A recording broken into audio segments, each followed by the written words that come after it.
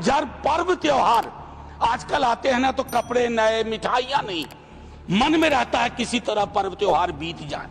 Tragedy comedy में तब्दील हो जाती है और इतिहास के बासी पन्नों में घुस करके हम झगड़े कर रहे हैं। कुर्बतें होते हुए भी, माननीय सभापति महोदय, कुर्बतें होते हुए भी फासलों में कैद हैं। कितनी आजादी से हम अपनी हदों में कैद हैं।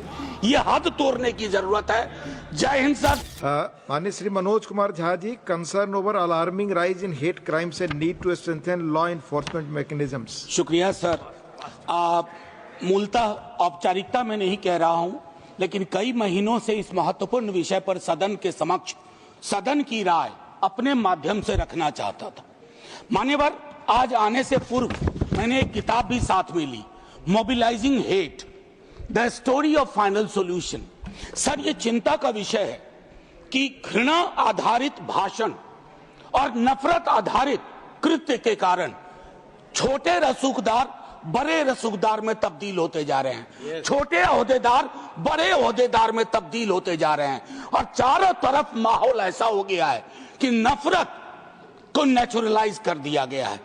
महोदय, जितने रेगुलेटरी मैकेनिज्म है, हमारे यहाँ रेगुलेटरी मैकेनिज्म है, रेगुलेटरी मैकेनिज्म इनएडिक्वेट है सर।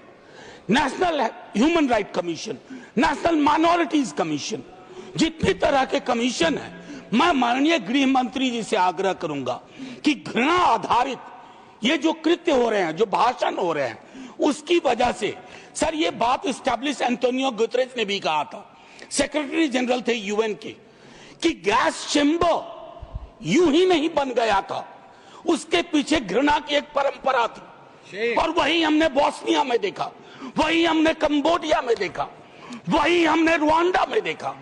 मैं अपने देश को उस फहरिस्त में शामिल होते नहीं देखना चाहता, मेरे कोई साथी नहीं देखना चाहते। सर, जब पर्व त्योहार आजकल आते हैं ना, तो कपड़े नए, मिठाइयां नहीं, मन में रहता है किसी तरह पर्व त्योहार बीत जाए, शुभ शुभ करके बीत जाए, कोई हादसा ना हो। ये हमने अपनी हकीकत बना ली है। ट्रेजेडी कॉमेडी में तब्दील हो जाती है और इतिहास के बासी पन्नों में घुस करके हम झगड़े कर रहे हैं। एक सिनेमा आता है और उस पर बाड़ों में बढ़ जाते हैं। सर, बस आखिरी टिप्पणी ये करूंगा, कुर्बतें होते हुए भी, माननीय सभापति महोदय, कुर्बतें होते हुए भी फासलों में कैद हैं। कितनी आजादी से हम अपनी हदों में कैद हैं। ये हद तोड़ने की जरूरत है। जय हिंद सर। शुक्रिया इस मौके के लिए।